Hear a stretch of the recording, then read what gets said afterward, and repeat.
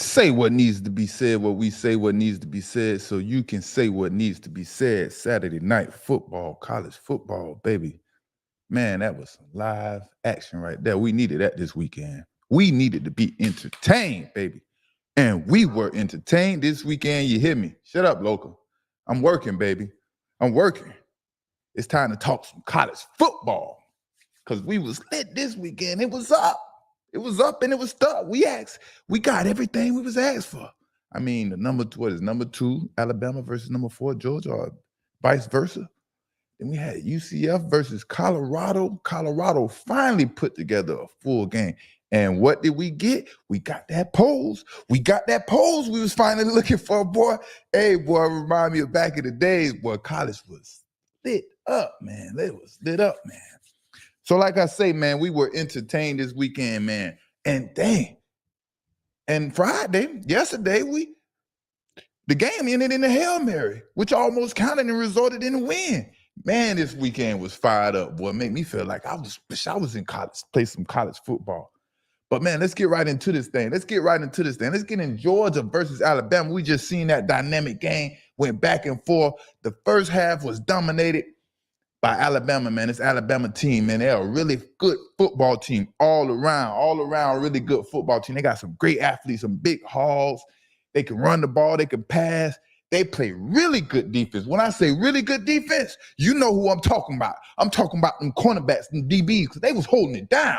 They are the reason for winning. You know what I mean? And what I was most impressed about with these cornerbacks, Damani Jackson and Xavier Brown, in that man coverage. They was in man coverage pretty much all night long, holding it down. And that's not an easy task to accomplish all night, being in man coverage, because you know what's coming. I didn't see much zone. Of course, you got to give zone here and there. It was a lot of man. And when you have a lot of man-to-man, that results in a lot of deep balls. And DBs, cornerbacks, we hate when them deep balls come and our backs have to be turned to the ball. It's the worst feeling in the world. It is the worst feeling in the world. But them boys, Xavier Brown and Damani Jackson, they held it down, man. They went crazy.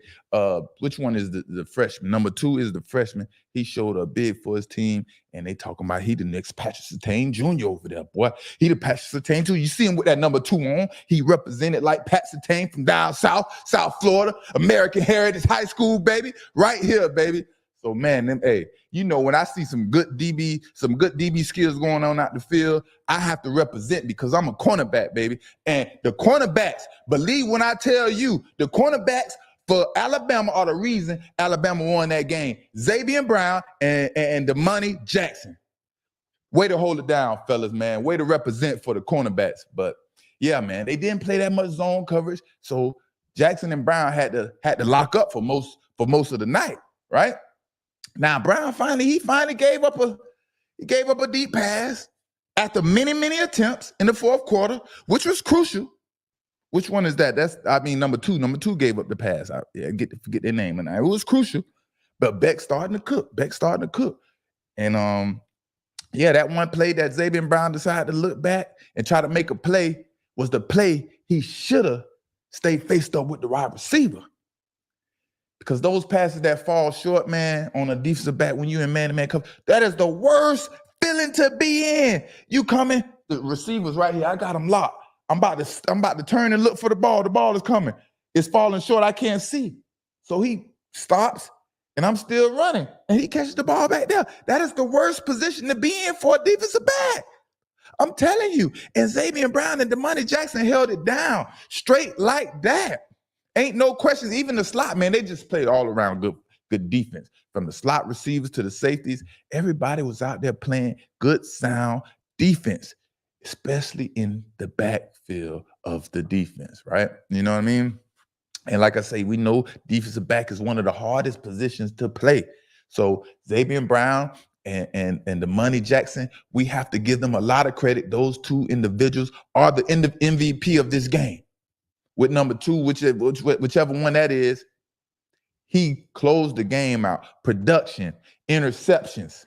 You can't end the game by breaking the ball up, and it's time left on the clock. You understand what I'm saying? So interceptions, understand, I don't hear people saying he locked them down. No, go make a play on the ball, give your team the ball, a chance to win. And that's what them cornerbacks did. And that's the type of cornerbacks you want. We don't want cornerbacks where they got to make up rules and make up stats and say, he locked this wide receiver down, he locked that wide receiver down. How many times did he touch that ball physically with these two paws? That's what matters. But I'm going to get back to the DBs because, you know, I'm a little crunk when I see that DB play, baby. And Alabama Crimson Tide, man, y'all breed them DBs, bro. Y'all breed them DBs. Trayvon Diggs, Patrick Surtain. I mean, you keep going on and on. But let's get to the offense, baby. Let's get to the offense. I had no clue about Jalen Milroe, man. Man, this guy's just too big and fast for college football in my eyes. You know what I mean? College football is going to be too much for him to handle, too much for college football to handle. They're not going to be able to handle him. I see him as the next Lamar Jackson, man, with just a tad more development in throwing the ball, right? He is a better passer in college football than Lamar Jackson was when Lamar Jackson was at North Carolina State. Louisville. So I compare Jalen Milroe to Lamar Jackson with a little bit more development. Now the score at halftime was 30-7. These are top 5 ranked teams in college football, and it was 30-7. It was looking like Alabama Crimson Tide was going to damn near put up 100, maybe 80, 60. You know what I mean? And if y'all missed my Champ Bailey interview, make sure y'all go tune in that Champ Bailey interview. Man, that thing was a classic. Champ Bailey, the Hall of Fame himself, first ballot Hall of Famer. You know, the ex-dog, he was a Bulldog. He was a Georgia man. So he predicted the score. And of course, he got to be a little biased because he's an ex-Bulldog. He predicted the score to be 21-6. Alabama losing to Georgia. That was his prediction.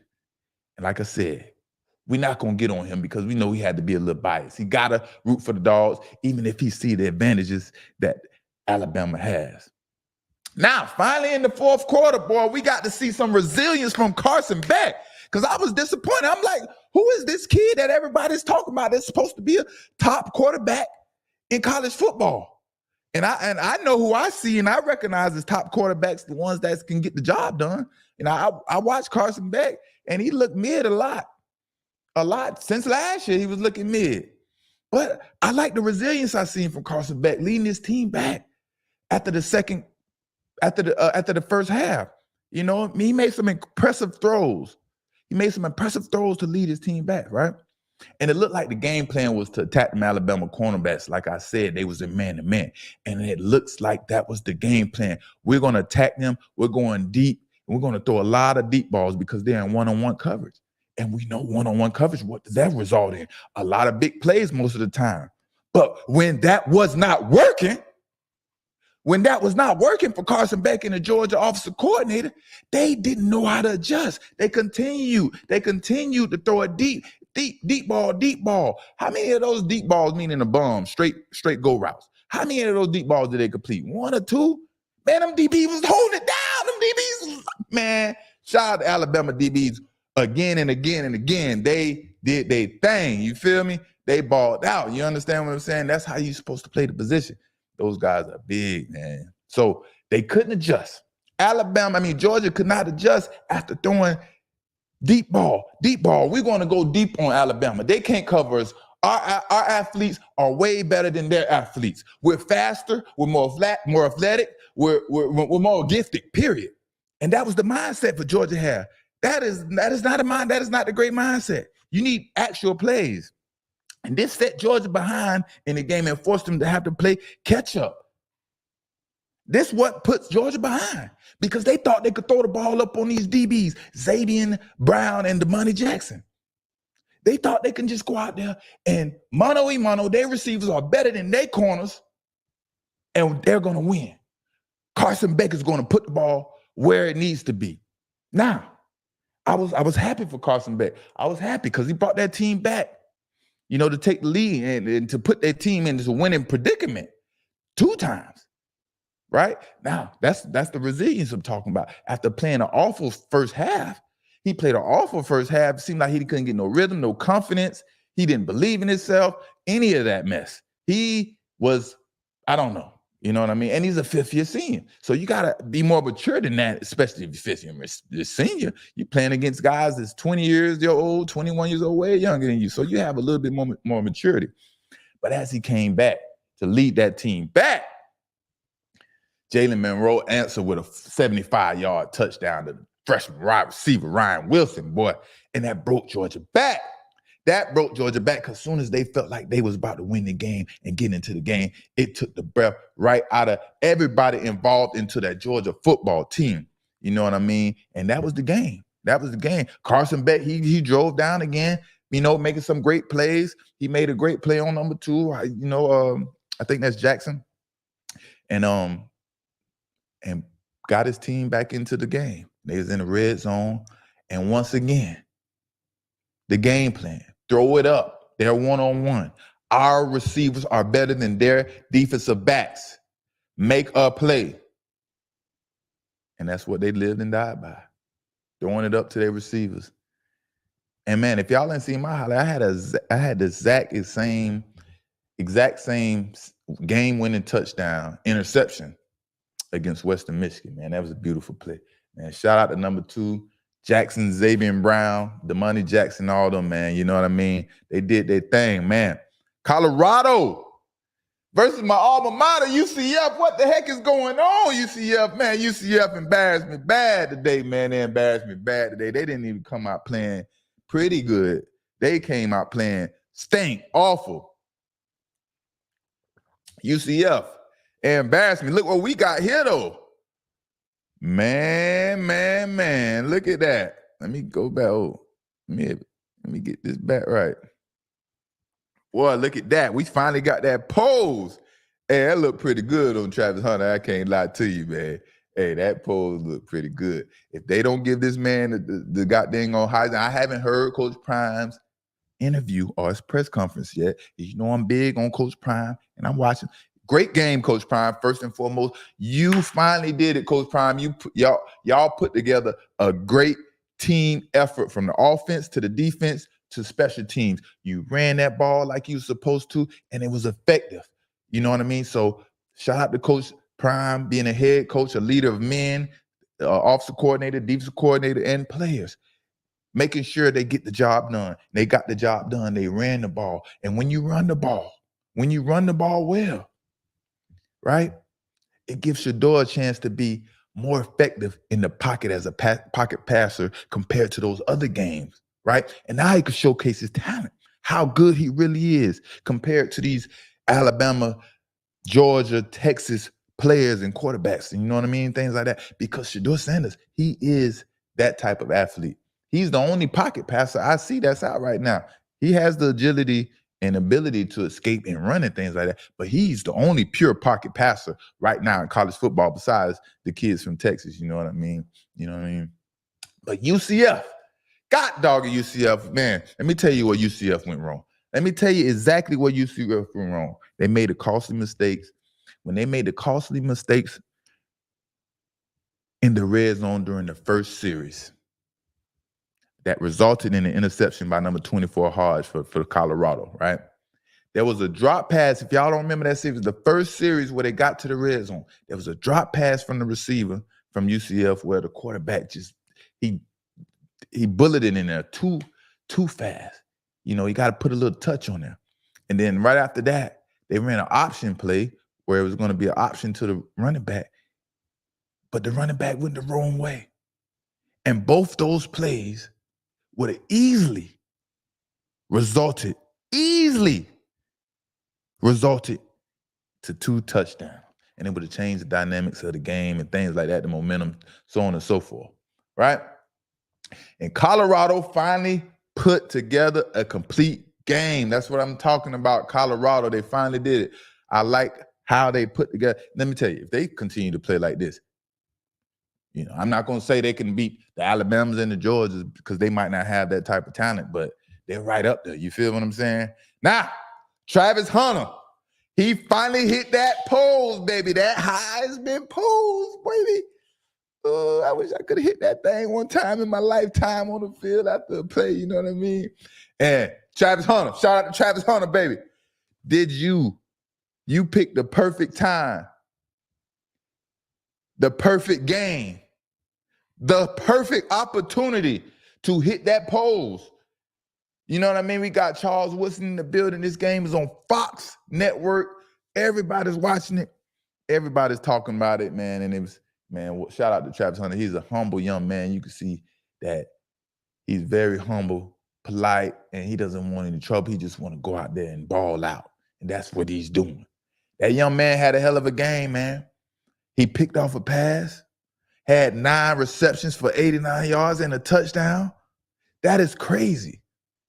Interception, he had a couple pass breakups too. And then he had 9 receptions for 89 yards and a touchdown. This definitely sounds like the top Heisman runner, in the votes to me. And anything else going to be biased right now. I'm just telling you, anything else could be biased, going to be biased, unless Jalen Milroe leads his Alabama team, goes undefeated, and does something crazy. You know what I mean? Now Shedeur, woo, Shedeur Sanders. That's what I'm talking about, baby. Like I said, he is the only pocket passer out there right now, pure pocket passer. And he is very accurate in his passing. 67%. Man, he went crazy tonight. I think he was like 29 for 35, 282. You know what I mean? 28 for 35. You know what I mean? For 282, 290, and 3 touchdowns. This is how I like to see him play. I don't want to see him going out there and have to drop back and pass every play and put the game on his back. That's a lot for a young man to have to do. Put players around him in the correct plays. Run that offense the way it needs to run. Run, pass, run some more, and then pass. And that team will be more successful. Everybody plays better. The defense played better. The defensive line played awesome. The defensive line played like they were the number one defense in college football. That team looked it totally different. I don't know if it was coming back to the South or whatever, right? But this is how I envisioned Shedeur would play with the running game and some time to pass. Because like I say, he has that touch, he has the accuracy, he has it to be that quarterback. And then you see his escaping ability. I don't know if y'all understand that or underrate his escaping ability. You have 2 people closing on him on the outside angle, and he gets out of danger many, many times to extend plays for his players. For his team, rather. He is that guy. And we're going to bring some quarterbacks on Say What Needs to Be Said. We're going to evaluate these top quarterbacks with Cam Ward. You got Jalen Milroe. Got Shedeur Sanders. You know what I mean? We're gonna see what they think. So I'm gonna bring a special guest on. We're gonna get going next week, right? Now, if Colorado could keep this up, they're gonna be exciting, right? And we want Colorado to keep this up. You know why? Because they are an entertaining team. And in life, we need that entertainment. We get entertained by watching Colorado and all the news and excitement, who's going to pop up at the game, whether we got to talk about them bad or talk about them good, criticize them rather, not talking about them bad, things like that. So, man, let's continue to root for the Colorado Buffaloes, Shedeur Sanders, Travis Hunter, man, because they are exciting. Hey, they got it. Coach Prime, he put all eyes on that team, all eyes on the team. They got to step up, man. And my goddamn alma mater, UCF, man, did we stink badly, man, all over the board, man. Let me say, after that first interception from KJ Jefferson, man, UCF quarterback, man, they couldn't do anything right. Nothing. They couldn't get nothing going consistent. What they used to doing running the ball, Colorado played different, man. They stunned that running game. You couldn't get no push. All the lateral plays and movement things, everything was shut down. UCF is used to having and rushing for over 200 yards rushing. Today, they only had 128 yards rushing and 4 turnovers. UCF had 4 turnovers. Nobody can win like that. Nobody can win like that. 4 turnovers. UCF, I'm pissed, man. I'm pissed. And you know what was amazing about that game? that no one was cramping. No one was cramping during that game. If y'all don't understand, South Florida humidity is crazy. And for Travis Hunter, for him to play all these plays and come down here in South Florida after a storm, it had just rained. It was a rain delay. So after a rain in down south in South Florida, after it rains, the humidity comes harder and it's worse and worse. So shout out to those trainers, man. Shout out to those trainers, man, getting the job done for nobody cramping up out there. I didn't see no cramps, man, and that's a big deal playing in this Florida heat. So shout out to the players. The players did a great job hydrating. And man, yeah, that was an awesome game. A lot of awesome games this weekend. And tomorrow, man, hopefully we get some more, man. And Travis Hunter to Shedeur Sanders, man, this is a crazy one-on-one duel, man. And let me talk about Mel Kiper, man. Mel Kiper had Carson Beck as the #1 quarterback to be taken in this upcoming NFL draft. And that's why I'm bringing some quarterback on here to talk this week. We finna get down to the bottom of this, man. And that needs to change. Even though Carson Beck showed that resilience that he has, and he showed to lead his teams back. Yeah, they're gonna, they're gonna want him to be the top pick because of who he is, and we ain't gonna get into all that. But man, he ain't better than Shedeur Sanders, Cam Ward, and Jalen Milroe in abilities. Talking about running and passing, escaping pressure, whatever you want to call it. You know what I mean? So I don't know. Now, I know they already talked about it, but this is something we have to revisit because your boy didn't get to talk about it. Yeah, can y'all see that? Boy, Travis Hunter made a shirt with Bland on it at the perfect time. Everything is just timing up so perfect for Travis Hunter, man. So Richard Sherman calls the young man Bland at receiver and then tries to retract his comments by saying he meant blend. And I listened to Richard Sherman when he was speaking about Travis Hunter, and I don't see blend, and it wouldn't even fit in his sentence and things like that. But we not going to jump all of that, you know what I mean? Now, I know they talked and came to an understanding about the situation and so on and so forth. But let's put everything in perspective, right? Let's put things in perspective. What did Richard really mean by his comments by calling Travis Hunter bland at receiver, right? I know he now know that he messed up and used the wrong words, especially at a moment like this, or just criticizing his play and how dynamic he is at the position. But what he meant, or if you look at the past receivers being drafted in the first round the past 10 years, 5 years, or whatever, if you look at all those first round talents, you have let's go with the most recent. We got Marvin Harrison Jr. being the #2 pick of the NFL draft, right? Now, if you go look at his tape from college and watch him run his routes and be a route runner. These routes that they run in college, they're not the best and the most crisp routes compared to the NFL route running. So if you criticizing receivers because of their route running, that's not okay. Receivers are not scouted because of their route running. They're basically scouted because of their skills, their speed, how big, fast they are, their production on the field. It's not about how good they can run routes. And that's what I think he was looking at when he was watching Travis Hunter. He was judging Travis Hunter by his route running skills, not his athletic ability, his ball skills, and his speed. Because when you get to the next level in the NFL, you don't have to go to class in school to meet with the teacher and tutors and things like that. The NFL is your sole and only purpose to make this team better. So you spending all day from 9 to 5, this is a real job to be a better route runner, better receiver, period. And then, like we said, he's focusing on 2 positions. if he goes out there and focus more at receiver, he can definitely be a damn dynamic, great receiver. You know what I mean? So Richard Sherman, I think that's what he meant, man. I know he wished he would have never said that, but I think he was just simply watching his routes and determining his evaluation off route running.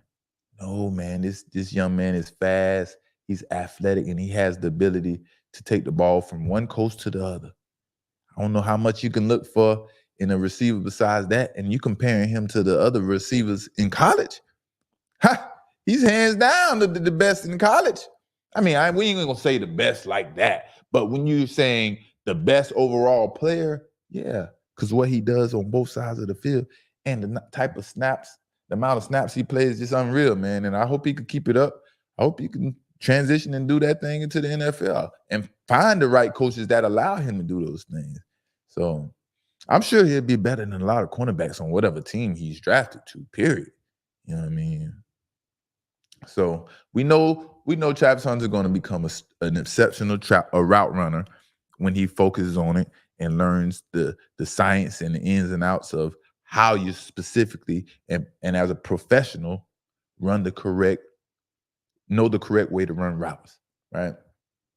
He already showed signs that he can be a great receiver on the next level. So, we just revisit this. We know Richard Sherman, backtrack. He did the wiggle, wiggle, wiggle. He did the wiggle, wiggle, wiggle. I didn't say bland. I said blend. He blend. Richard Sherman, shout out. I ain't gonna even play the clip because I don't want them to take me down and and copyright and strike me and all the craziness. You know what I mean? So, don't evaluate the young man because of his route running skills. Because that's not how the scouts ultimately going to evaluate him.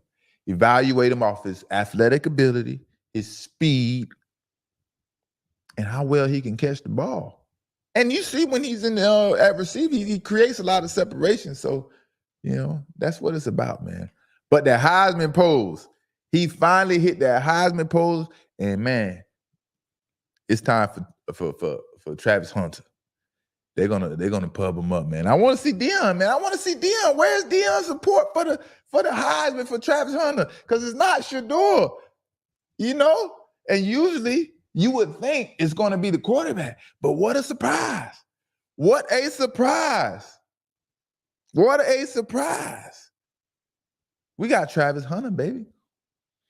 But if y'all don't know, man, Richard Sherman used to play receiver, and we're gonna show y'all right here, right?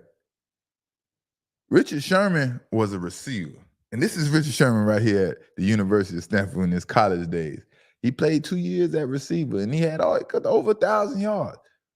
But then he changed position. Probably because he was a little bland, and he was thinking about the next level. And maybe the quarterback situation, whatever it is. But he moved to DB. So I think he thinks he feels like he knows the position. And he can be critical because he was kind of a two-way player or how you may look at it and things like that. But it is what it is, you know what I mean? And Richard Sherman is Richard Sherman. What y'all think of these games? What's up, DJ Devin? Yeah, man. Rick the Vegan Barber, baby. Let Loca do her thing. Yeah, Loca doing her thing. Kyle Anthony, what it do?